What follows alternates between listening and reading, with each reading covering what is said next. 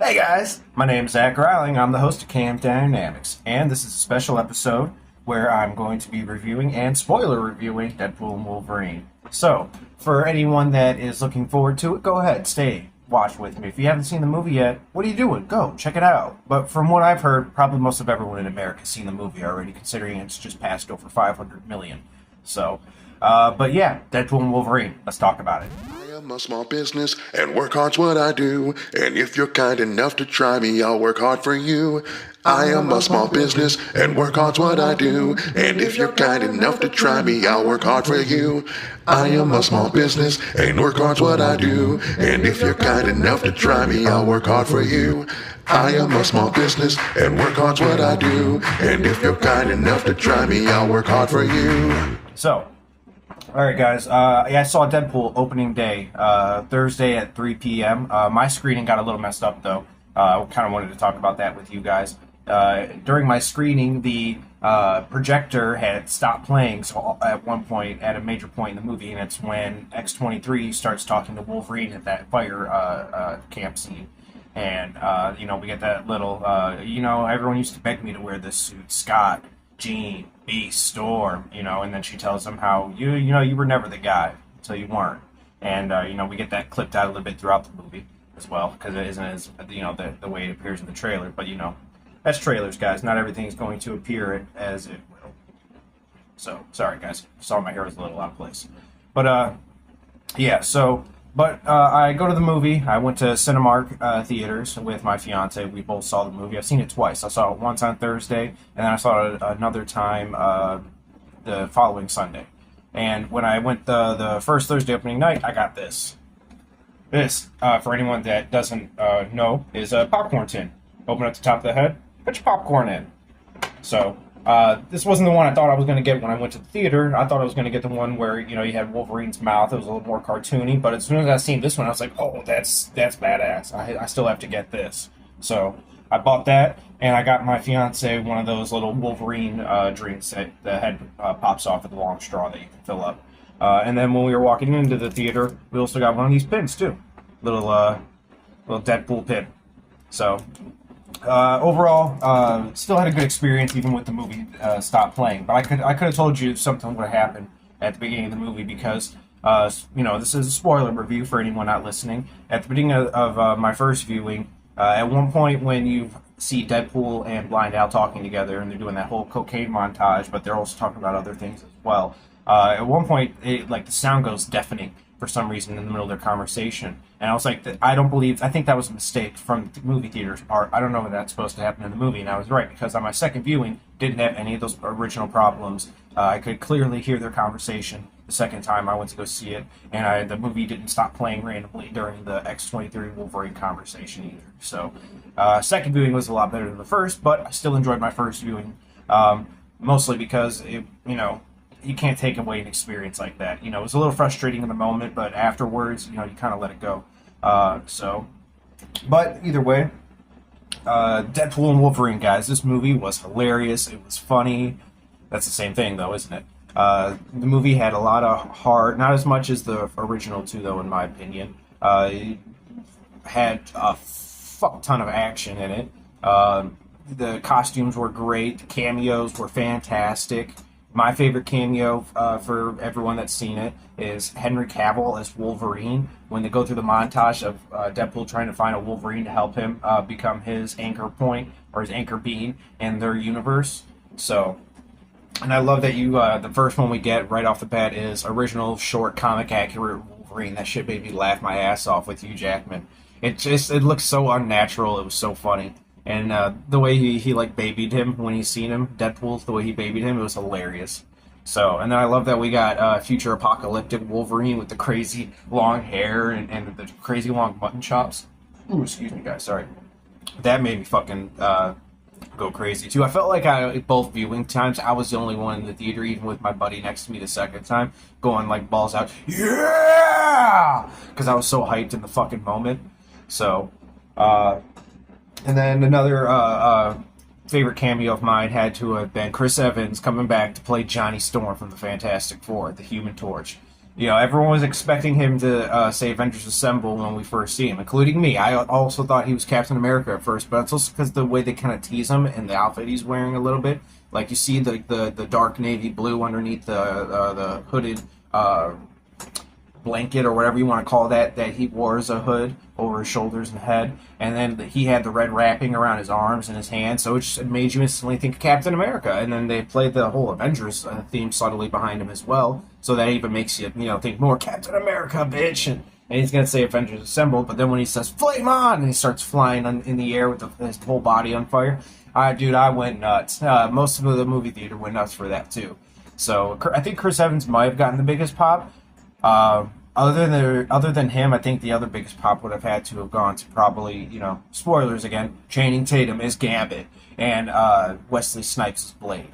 That was fucking fantastic to see those two pop up in this movie. Out of all the cameos besides Jennifer Garner's Elektra, I would not have guessed that we would have seen Wesley Snipes as Blade or that we would have seen Channing Tatum as Gambit. Because, we got to see the other two in their solo movies. But we never got to see Channing Tatum play Gambit. For anyone that doesn't know, Channing Tatum was going to play Gambit at some point in his own movie. It was supposed to be a solo Gambit movie. He was making a deal with Fox. I forget what year this was all taking place in, but it was definitely before Fox was sold to Disney. But they can never get the movie up and off the ground, story-wise, script-wise, and I'm sure it was difficult trying to make it work with Channing as well. But, we get to see him in full Gambit regalia in this movie, and it looked awesome, I gotta say. And they gave him this terrible fucking accent as Gambit, and I'm sure they did it purposely because it was hilarious the way that it played, especially with Deadpool making his riffs off of it. So that I just really enjoyed the cameos in this movie. They were fun. They made sense story wise. I can't really complain with the way they came out. So I just thought they were hilarious. Even the actors that came back, like they didn't miss a beat playing their characters. Like Wesley Snipes could still be played today. Jennifer Garner could still play a kick-ass Elektra, and I'm sure it would be better today than it used to be back then because Marvel Studios now. That's why. So, but the villain in this is Charles Xavier's sister, Cassandra Nova, and I forget the actress's name who plays her. But she was fantastic as Cassandra Nova. She was creepy. She was badass. Her powers freaked you out. As soon as she starts putting her hand through people's heads and it starts coming through people's nostrils and their eyes and ears, I was like, ugh. Like, that made me feel gross. Or, like, really gross. So, and my first viewing, too, I was watching it in 3D. So, the hands coming through shit, that was weird. And it made all the blood and violence even more weird. So...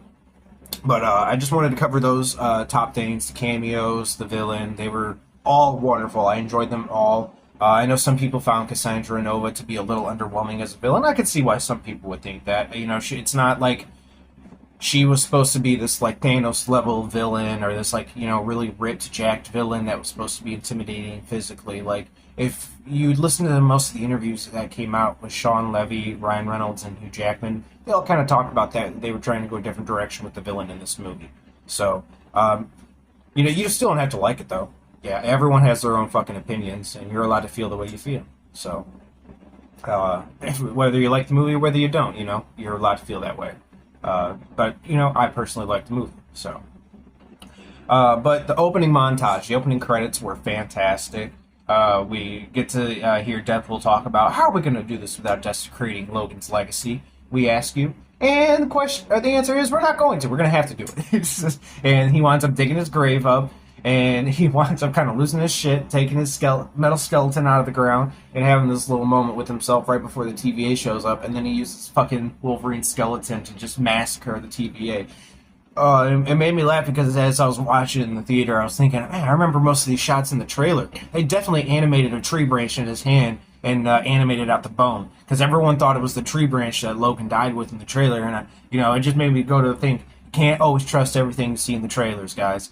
It's some of it is just to hide some of the story elements of it, some of it's to throw you off, like the Hulk stuff from Avengers Infinity War.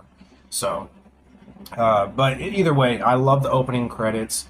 The way they did it. I do miss the, directed by a douchebag, acted by God's perfect idiot, those types of credits. They had those in the first two. I don't know why they didn't have him in this one. Probably because it was a Marvel Disney movie this time, and it wasn't just Marvel Fox. So they didn't maybe have as much freedom to do that as they did with most of their dialogue in this. But who knows? So maybe it was a choice by Sean Levy, the director. You never know. Maybe he just didn't want to do that. So to whatever effect, it did not affect the entire movie. So it's not that big of a deal. It's just something I missed from the original too. So, but Hugh Jackman is Wolverine, coming back to play the main man, the fucking legend, the myth, Wolverine. He did not skip a beat this time playing Wolverine. I thoroughly always enjoy Hugh Jackman playing Wolverine, but this time it was like Hugh Jackman times 10 playing Wolverine. All of the, not just the swearing, but the way he was talking to people, not giving a fuck, the attitude he was able to give as Wolverine in this.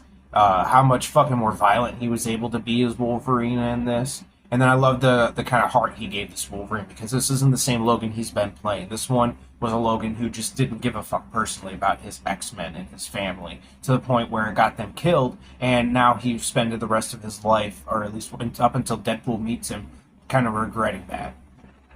Anyways, and being able to see Hugh Jackman as Wolverine with Ryan Reynolds as Deadpool was just a dream come true. I really enjoyed the two of them together. It was a really good buddy cop opportunity for him. I could not stop laughing at the banter between them. He was always telling Deadpool to shut the hell up, and Deadpool was always coming back with these witty fucking remarks to him. And the fight between them, both fights were fucking fantastic. I don't know which one I liked more yet. I still gotta fucking watch it again a third time so I can differentiate which one is, my favorite out of the two.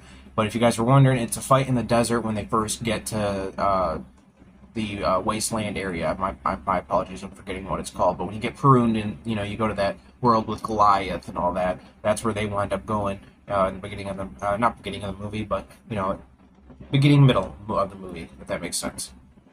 So, but they get there and then they wind up having this fight because Wolverine's like, where the hell am I? And he's like, I didn't do this. I don't know where we are. And Deadpool's trying not to fight him, but Wolverine's like, fuck this. Let's fucking go. So, but at that point, they start fighting. We get this glorious bloody fight between them two, and it surprised the hell out of me the way it starts with Wolverine, doing his crouching with the claws coming out. And then he gets all, like, fucking comic accurate Wolverine and starts fucking throwing his claws in the ground and fucking, like, animal instinct style berserker mode, just going after fucking Deadpool. It was fucking crazy. It surprised the hell out of me when they had to do that. So, and then he fucking just, like, looked like he sliced one of his guns up, too, with his claws. It was great. So, and then the next fight they have together is in the minivan, which you see in the trailers a little bit. And that fight fucking made me laugh my ass off, especially what leads up to the fight and why they wound up fighting. Like, even the initiation of the fight is fucking hilarious. And the way it ends. If you guys haven't seen it, go watch it. But when it ends with fucking Hugh Jackman just basically falling asleep in the van next to Deadpool, and Deadpool's just fucking next to him on the other side, but he's fucking all seatbelt wrapped up around his body, and it's fucking hilarious. And then they wind up getting taken by the old Fox characters that pick them up and take them to their base. The movie was just fucking really fucking written well.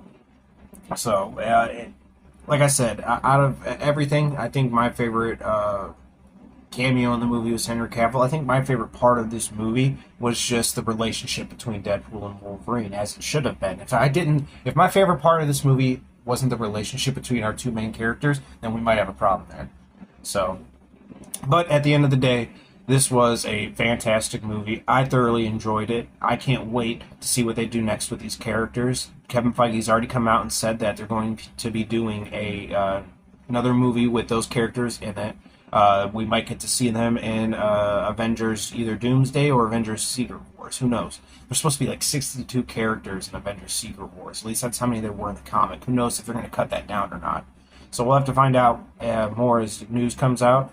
Ever since the movies come out, Comic-Con happened. We had our panel of different, events. The Marvel one probably being the biggest.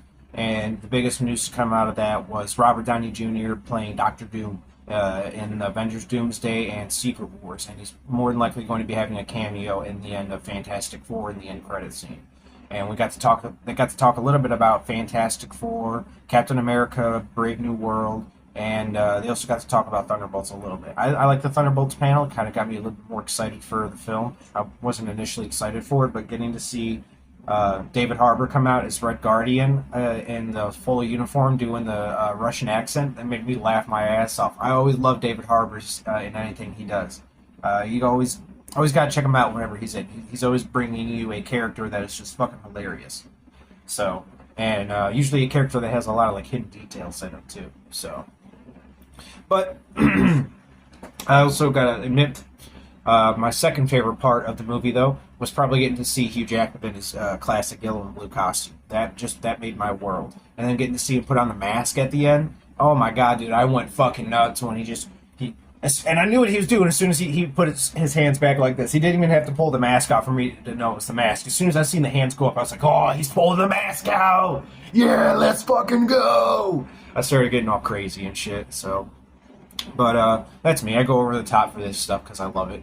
So it was our first time getting to see him in the mask and then the yellow and blue. While the yellow and blue suit wasn't 100% comic accurate, I still enjoyed it for what it was. It did look a little bit more like the... Ultimate X-Men stuff they started to do a little bit later in the 2000s. But, God, that was funny as hell. Oh, and then some of the other cameos in the movie where Blake Lively, Ryan Reynolds' wife, she was playing Lady Deadpool. Love Blake Lively. For anyone that doesn't know, Ryan Reynolds and Blake Lively met on the set of Green Lantern, the movie everyone fucking hates and he always makes fun of. But they were playing each other's love interests in that movie. So, but... we also got Matthew McConaughey as the Wild West Deadpool too. That part was fucking hilarious. Oh, and then another hilarious part is when you get to see the Japanese Deadpool who doesn't wear a mask. He just, wears the kimono and the fucking Ronin-style samurai hat. And then with his baby arms, and we get to see Peter come up. Everyone has a Peter. Oh, Peter's a legend! Peterson! Oh! Dude, that fucking made me and my buddy laugh so hard when I seen it the second time. I'm pretty sure I remember laughing at it the first time, but I laughed even harder at it the second time when I saw it. So I just had to point that out. The movie was fucking great. The ending was great, the way they save it. Could have seen that coming with them both going out trying to save the world in the end, and they both lived. While I still enjoyed the movie, I 100% could have called it out. So. It was a little easy to predict in that lane, but it did not take away from the entertainability at all in that aspect either. So, the movie kind of ends with the two together. So who knows if we'll get another Deadpool and Wolverine movie, or if we're going to see them again in either Avengers Doomsday or Secret Wars, one or the other. It might be Secret Wars because that's where we're supposed to have the 62 different characters. So, but who knows? We'll have to find out as we go along. Right, guys? So, but with that being said, that's our show for today. Today's C.A.M. Dynamic spoiler review of Deadpool and Wolverine. Everyone have a wonderful day. Look out for the next showing of our X-Men The Uncanny Evolution podcast. Thank you. Have a great day. I'm out of this world, on top will be an understatement. Overall, we topple mountains, blowing down your Appalachians. Capsule in my Easter basket, keep us inside of your prayers. Partaking the devil's nectar, livers in need of repairs. More stubborn than most, couple of folks following the oaths, poking holes in your boats, leave you in comatose. That's all she wrote, no, that's an overdose. And it's best you know your limits, then test them and go. Broke this ain't a scrimmage, but this line I can still finish.